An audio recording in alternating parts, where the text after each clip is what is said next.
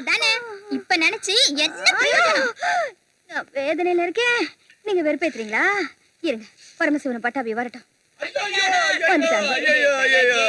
என் தங்கச்சி இடுப்பு ஒடிச்சு போச்சாமே, என் தங்கச்சி இடுப்பு ஒடிச்சு போச்சாமே. எம்மாடி, எவமா உன் இடுப்ப ஒடிச்சவன்? சொல்லுமா, ஒரே வெட்டு 3 துண்டு ஆக்கிடுற. ஏண்டா தம்பி, அது எப்படா ஒரே வெட்டுல 3 துண்டு? மடிச்சு வச்சு ஒரே வெட்டு 3 துண்டு ஆயிடும். சும்மா இருங்க. உங்க தங்கச்சி இடுப்ப யாரும் உடைக்கல, அவளே உடைச்சிட்டு வந்து நிக்கிறான். ஆமா, திருவிழாவுக்கு போனவ பஞ்சு மிட்டாயை வாங்கி திண்டு பேசாம வர வேண்டியது தானே. என்னத்துக்கு பரதநாட்டியம் ஆடலாம்? பரதநாட்டியம் உங்க பொண்டாட்டிங்க வாய மூட சொல்லுங்க.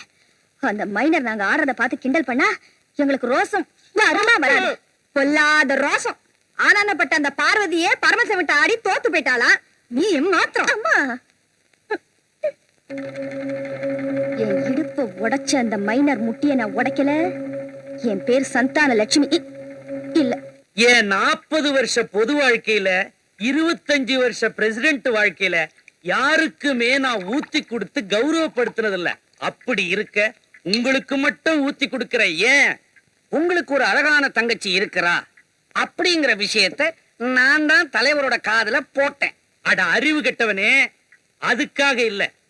என் பரம வைரி மைனரை 4 பேர் எதிர்க்க நாக்க புடிங்கிட்டு நாண்டிட்டு சாகுற மாதிரி 4 வார்த்தை கேட்டாலே உன் தங்கச்சி, அவளை கௌரவப்படுத்துறதுக்காக, இந்த ஊர் மானத்தை காப்பாத்த ஒருத்தியாவது இருக்கிறாளே, அதை உற்சாகப்படுத்துறதுக்காக உங்களுக்கு ஊத்தி கொடுக்கறேன்டா.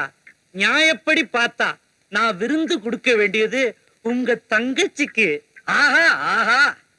ஆனா ஒரு பொட்ட பிள்ளைக்கு தலைவர் விருந்து கொடுத்தாருன்னு சொன்னா 40 வருஷ பொது வாழ்க்கை, 25 வருஷ பிரசிடென்ட் வாழ்க்கை நஞ்சு பஞ்சா போயிடுமேங்கிறதுக்காக ஒரு பொது நோக்கோட உங்களை கூப்பிட்டு விருந்து கொடுத்துக்கிட்டு இருக்காரு. அப்படி என்ன பிரசிடென்ட்க்கு மைனருக்கு என்ன தகராறு? பெருசா ஒண்ணு இல்லீங்க. இவரோட பாட்டனாருக்கும் மைனரோட பாட்டனாருக்கும் சுதந்திர தின விழாவுல கொடியேற்றத்துல ஒரு சின்ன தகராறு. யாரு கொடியேத்துறதுங்கிறது இல்லையா? இல்லீங்க, கொடியேத்தின டீச்சர் அம்மாவை யாரு போறதுங்கிறதுலதான். யாரு தள்ளிட்டு போனது? மைனரோட தாத்தா தான்.